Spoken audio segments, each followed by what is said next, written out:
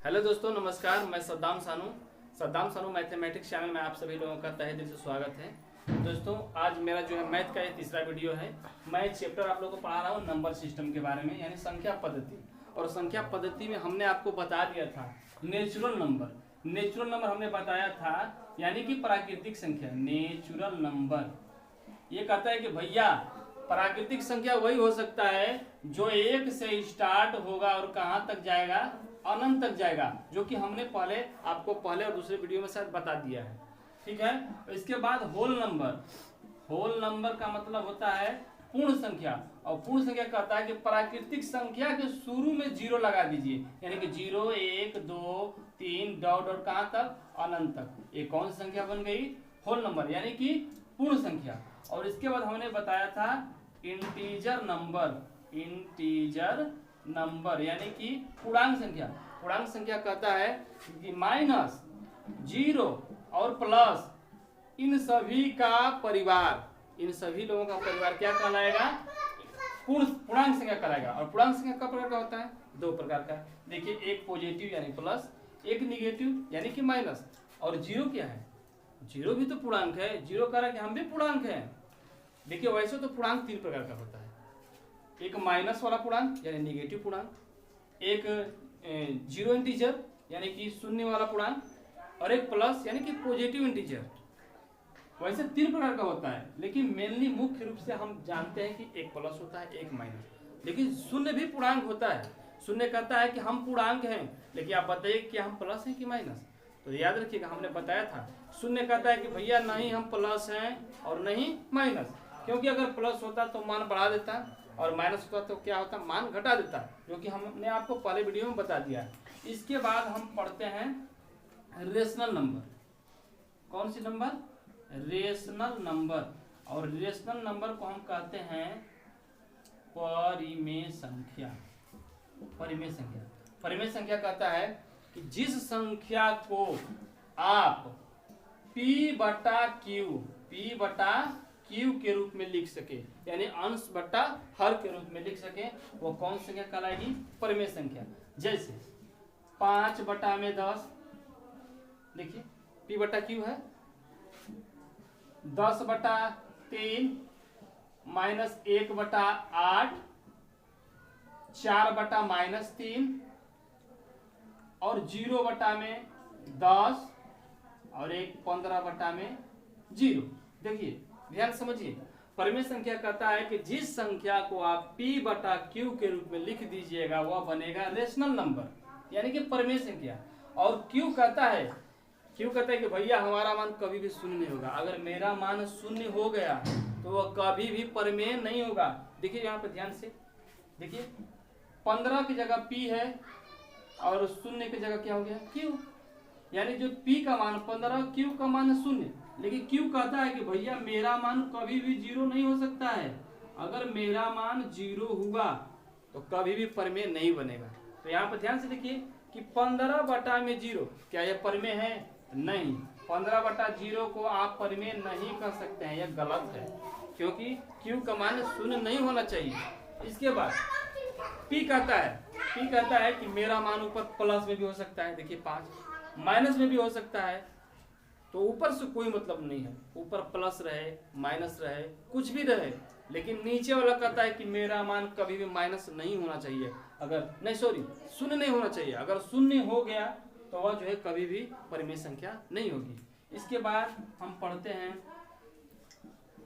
अपरिमेय संख्या। अपरिमेय संख्या का इंग्लिश होता है इर्रेशनल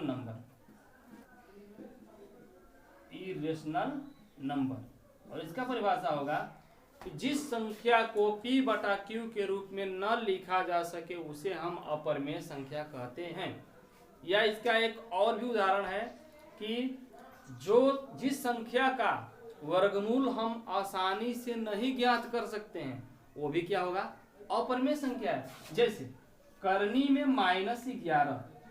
अब बताइए कि करनी में -11 का वर्गमूल ज्ञात कर सकते हैं? नहीं ज्ञात कर सकते हैं, इसलिए यह माइनस दिए हैं, इसलिए क्या है?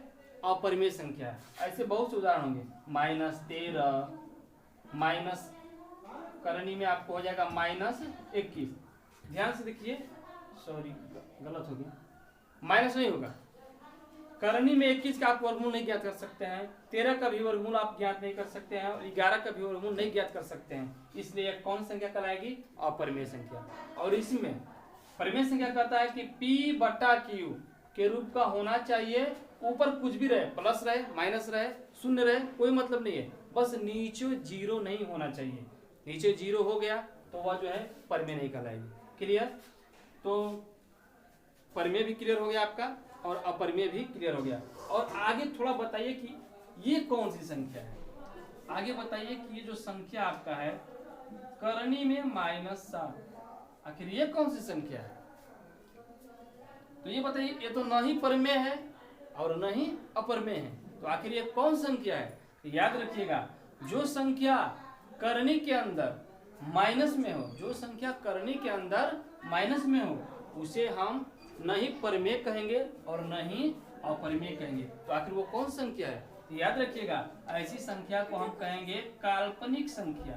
कौन सी संख्या? काल्पनिक संख्या। काल्पनिक संख्या का मतलब होता है इंग्लिश में इमेजिनरी नंबर। क्लियर? काल्पनिक संख्या को इंग्लिश में क्या कहते हैं? Imaginary number. और थोड़ा एक संख्या ये देखिए, माइनस बाहर रहे और करनी में 8 रहे, ये बताइए कौन सी संख्या है? इसको आप जो है काल्पनिक नहीं कर सकते हैं, तो बताइए कौन संख्या है? यह संख्या क्या है? परिमेय, सॉरी अपरिमेय। क्या है? अपरिमेय, क्योंकि हम जो है इसका वर्गमूल नहीं ज्ञात कर सकते हैं। बस आपको ध्यान रखना है कि काल्पनिक संख्या का पहचान किस रूप में होता है? वह करनी के अंदर जो है माइनस में होगा। ठीक है? जब भी कोई संख्या करनी के अंदर रहे, n का मतलब कि नंबर, कोई नंबर करनी के अंदर माइनस में रहे तो कौन सी संख्या कहलाएगी?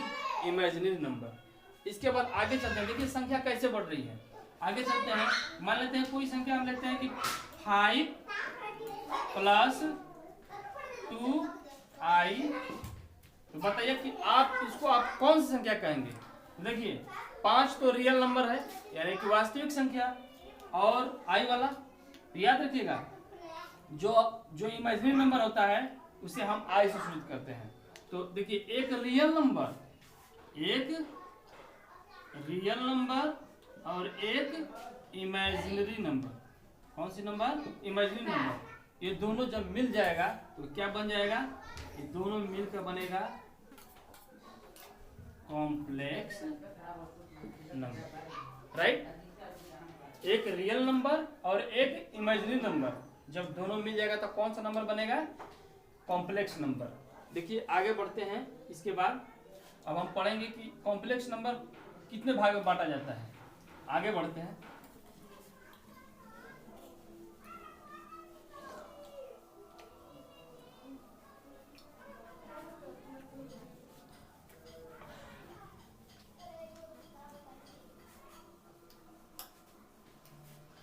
देखिए हमने अभी बताया आपको कि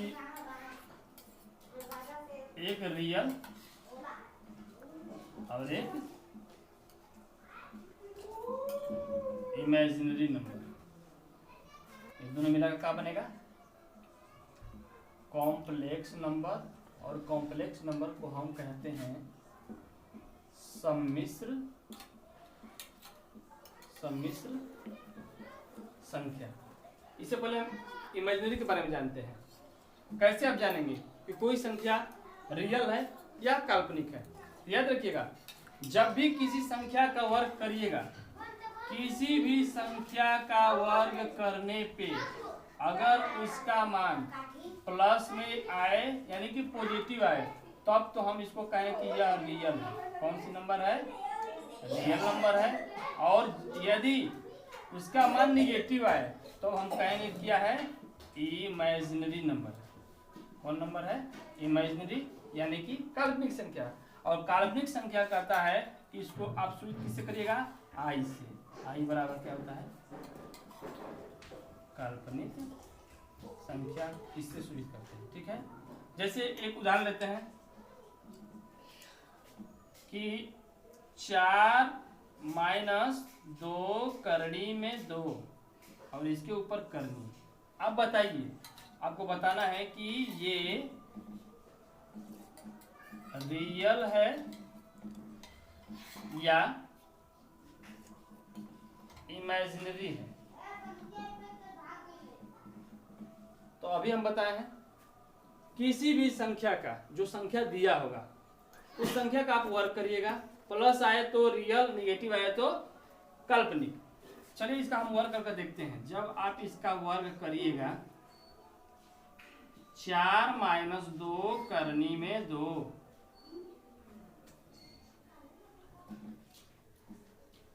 देखिए स्क्वायर से करनी खत्म, आपके पास बचा क्या, 4 माइनस 2 करनी में 2। देखिए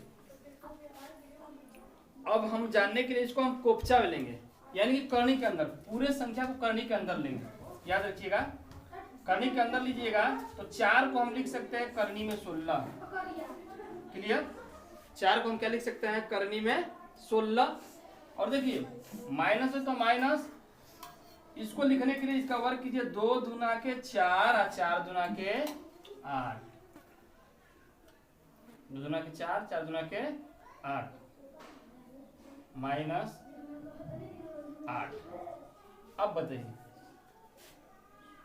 कौन बड़ा है, 16 बड़ा है, 8 छोटा है। यानी बड़ी संख्या में से जब छोटी संख्या घटेगी तो इसका मान कभी भी क्या आएगा, पॉजिटिव। तब यह कौन संख्या बन गई, रियल। क्लियर? एक और संख्या लेते हैं, एग्जाम्पल 6 माइनस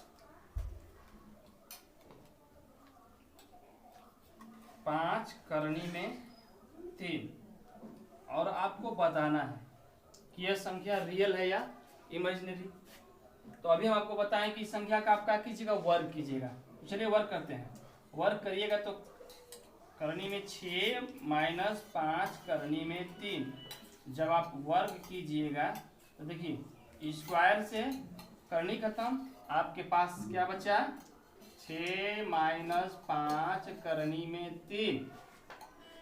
अब देखिए इसको हम कोपचे के अंदर लेंगे, यानी कि रूट के अंदर लेंगे। तो 6 कहेगा कि भैया हम 6 हैं, तो आप हमको ऐसे लिख सकते हैं कि नहीं, आप लिख सकते हैं, क्योंकि 36 का वर्गमूल ही 6 होता है। अब देखिए यहाँ पर बहुत से लड़के सस्पिशन में होंगे कि इसको कैसे लिखें। तो पहले माइनस है तो आप माइनस दे दीजिए। क्लियर?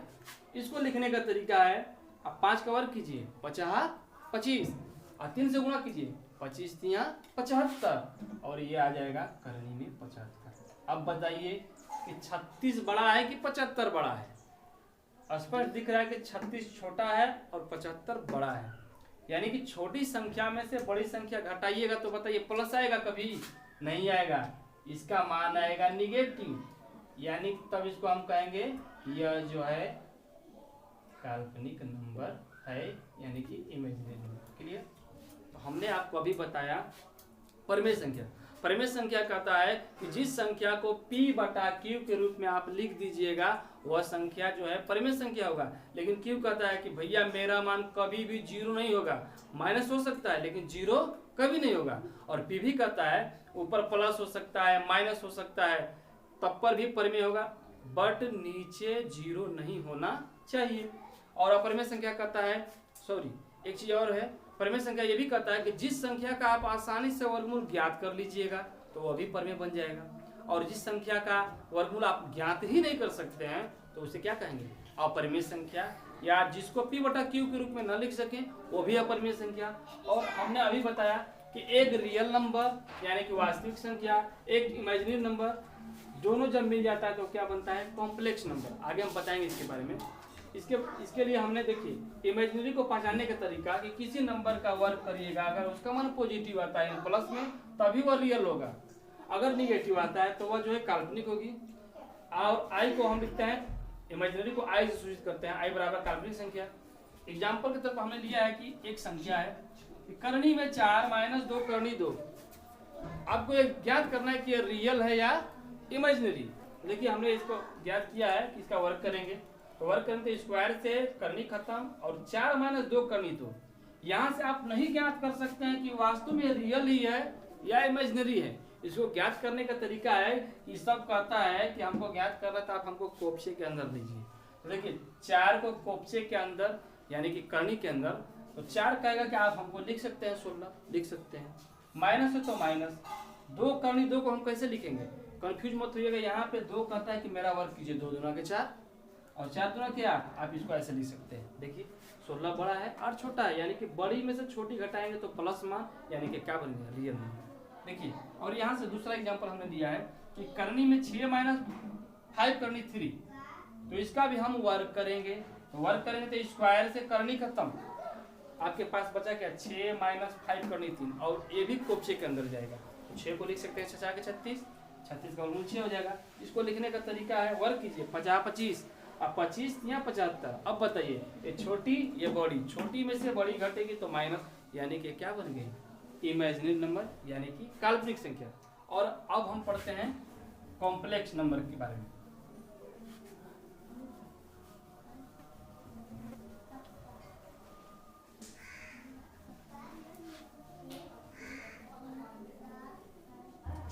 कॉम्प्लेक्स नंबर के बारे में पढ़ते हैं। देखिए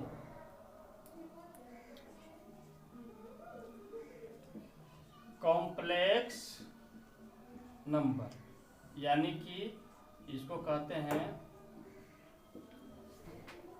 सम्मिश्र संख्या। अगर आपसे कोई इसका डिफिनेशन पूछेगा कि कॉम्प्लेक्स नंबर किसे कहते हैं, आप क्या बताइएगा कि रियल नंबर और इमेजिनरी नंबर सभी मिलकर क्या बन जाते हैं, कॉम्प्लेक्स नंबर। देखिए तो कॉम्प्लेक्स नंबर कहता है कि हमको जेड से सूचित किया जाता है, जेड बराबर ए प्लस बी आई ओटा, इसको पढ़ते हैं आई ओटा, याद रखिए यहाँ पे लिख दे रहे हैं। आई को पढ़ते हैं कि आई बराबर पढ़ते हैं आई ओटा, क्लियर। आई बराबर क्या पढ़ते हैं, आई ओटा। और देखिए आई बराबर होता है, आई बराबर ये भी होता है कि आई बराबर होता है करनी में -1, और जब इसका वर्ग करिएगा तो केवल -1 आएगा। जिस संख्या का वर्ग करने पर भी -1 आएगा वह भी क्या हो जाएगा, इमेजिनरी नंबर। ठीक है, आई से सूचित किए थे हमने, तो इसको पढ़ेंगे आई ओटा, याद रखिएगा।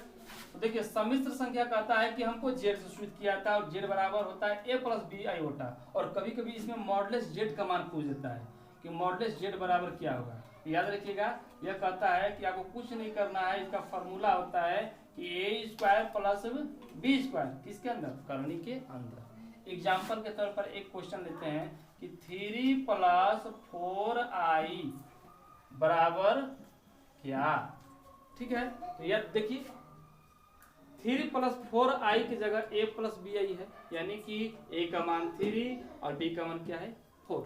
तो देखिए इसको बनाने का तरीका, मॉडुलस जेड बराबर पूछेगा तो करनी में 3 का स्क्वायर प्लस 4 का स्क्वायर, तो जब करिएगा तो 3 के 9 और 4 चौके 16, और 16 9 क्या होता है, करनी में 25 और 25 का वर्गमूल क्या हो जाएगा 5, यानी मॉडुलस जेड का मान क्या आपका आ गया 5। क्लियर है।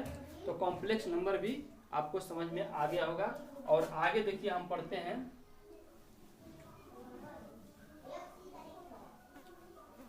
अब आगे पढ़ते हैं हम कॉम्प्लेक्स नंबर को कितने भाग में बांटा जाता है। देखिए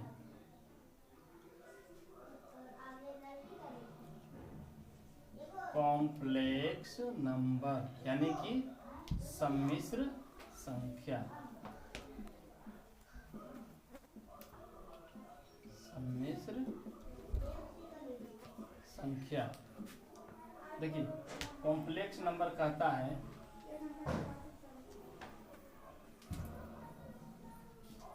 कॉम्प्लेक्स नंबर को 2 भाग में बांटते हैं। पहला रियल नंबर यानी कि वास्तविक संख्या, वास्तविक संख्या, और एक होता है इमेजिनरी नंबर, इमेजिनरी नंबर यानी कि काल्पनिक संख्या इसको कहेंगे, इसको कहेंगे काल्पनिक संख्या, और इसका एक और नाम है अवास्तविक संख्या, अवास्तविक संख्या भी कहेंगे। ठीक है, देखिए कॉम्प्लेक्स नंबर दो प्रकार की, एक रियल नंबर, एक इमेजिनरी नंबर। इसका डिफिनेशन कैसे होगा? रियल नंबर जिस संख्या को नंबर लाइन पे आप दर्शा सकें। देखिए नंबर लाइन क्या होता है? नंबर लाइन मतलब यहाँ से 0, यहाँ से समान दूरी पे 1, फिर 2, फिर 3, डॉट डॉट कहाँ तक? अनंत तक। और इधर भी देखिए -1, -2, -3, डॉट डॉट कहाँ तक जाएगा? माइनस के अनंत तक, और इधर प्लस के अनंत तक। तो रियल नंबर कहता है जिस संख्या को नंबर लाइन पे, नंबर लाइन यानी संख्या रेखा पर आसानी से दर्शाया जा सके, वही क्या होगी? रियल नंबर होगी। और इसको तो हमने बताया कि अभी काल्पनिक संख्या कि जिसको कि आई से सूचित करते हैं, और आई बराबर होता है आयोटा। ठीक है, और आई बराबर होता है करणीय -1। जब वर्ग करेंगे तो आई स्क्वायर बराबर -1, जो कि हमने पहले बता दिया है। अब देखिए, और रियल नंबर में ही हमको पढ़ना है। और रियल नंबर भी दो प्रकार का होता है। रियल नंबर भी कब प्रकार का होता है? दो प्रकार का। रियल नंबर कितने प्रकार का? देखिए अब यहाँ से रियल नंबर आपका दो प्रकार का। कितने प्रकार का? दो प्रकार का। एक होता है रेशनल नंबर, एक होता है रेशनल नंबर, यानी कि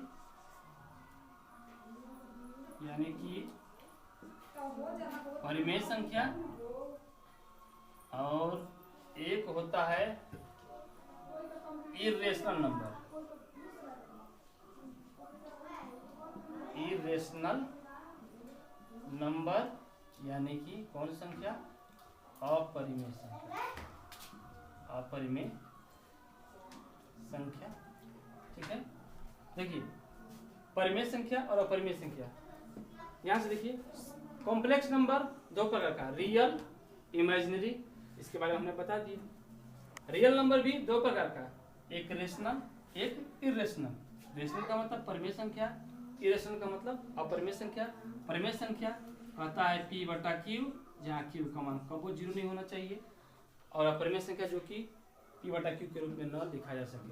अब इसके बाद हम आगे पढ़ेंगे कि रेशनल नंबर में जो नेचुरल नंबर है, होल नंबर है, इंटीजर नंबर है, ये सभी परिमेय संख्या के अंतर्गत आते हैं।